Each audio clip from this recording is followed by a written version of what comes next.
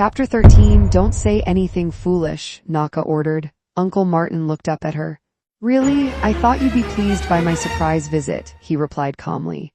As their conversation unfolded, I realized just how determined Naka was to keep everything hidden.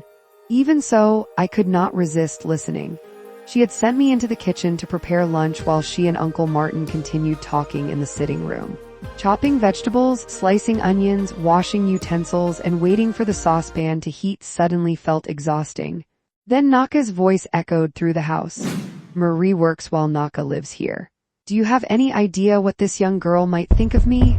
Uncle Martin seemed unmoved. Instead, he spoke as though everything was perfectly normal. You cannot deny that I am your uncle. Martha deserves to know that as well. I crept a little closer, careful not to let Naka notice I was listening. Then I heard footsteps moving across the room. Perhaps she was pacing back and forth. Oh, she deserves to know. She deserves to know that her father had a careless brother. Does she deserve to know that this so-called uncle traveled abroad, found work, and never once thought of sending help back home? Naka's voice shook with years of buried anger. In the background, I heard Uncle Martin trying to calm her. I tried to contact him, but what? Naka interrupted sharply. You stopped at trying and simply gave up. Her voice grew even louder. I could feel her anger spilling over. The cooking no longer mattered. Perhaps she had never truly wanted me in the kitchen after all. You think this habit of yours will work forever? Showing up only when you've failed somewhere else and need financial help.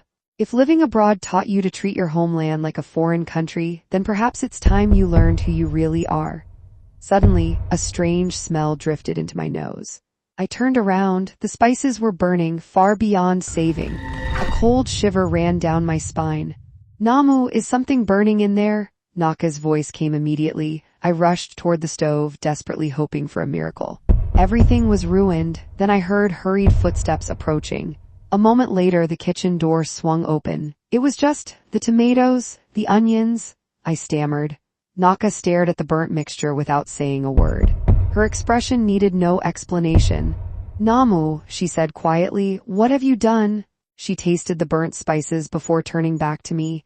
Do you even know how to cook? My eyes revealed more than my voice ever could. I told you to prepare the ingredients, she said firmly. I didn't tell you to cook. Mum taught me how, I replied hesitantly. Naka stepped closer. Really? If you can fry food, how would you even know when the salt is enough? I lowered my head in silence. Nothing could erase the fact that I had ruined everything. From the sitting room, Uncle Martin called out, Tell her, Marie, it won't hurt her to learn. She hasn't seen enough of the world yet. His words left another mystery lingering in my mind. She's only 10 years old, Naka shot back. What's wrong with you? Uncle Martin stepped toward the kitchen. I instinctively stepped backward. Why don't you go back and sit down? Naka snapped. You don't even belong here. This is my home. Both of them looked at me. Naka's eyes carried guilt. Uncle Martin's carried curiosity. He seemed puzzled by the way she had spoken. Whatever brought you here won't change one thing. I still hate you. For the first time, Naka spoke without restraint. Uncle Martin leaned against the wall and studied her carefully. Naka looked away before pacing slowly out of the kitchen. Well, Uncle Martin said quietly, I always knew you would hide this secret from everyone except me. He paused. An elder sister sells a large portion of the family land, promises to care for everyone, and then leaves to live a better life. Those matters were settled long ago, Naka replied coldly. Everyone moved on. Uncle Martin pushed himself away from the wall and stepped closer. What about me? He asked. What about my share? Naka laughed softly before fixing him with a steady stare. Oh, now you finally speak. So after all these years, you think you can simply appear from nowhere and claim part of our father's property? She settled onto the sofa before continuing.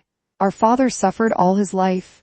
He worked endlessly so that his family would never suffer after he was gone. He chose to remain in the village while his children received an education, and he protected every piece of family land with his own hands.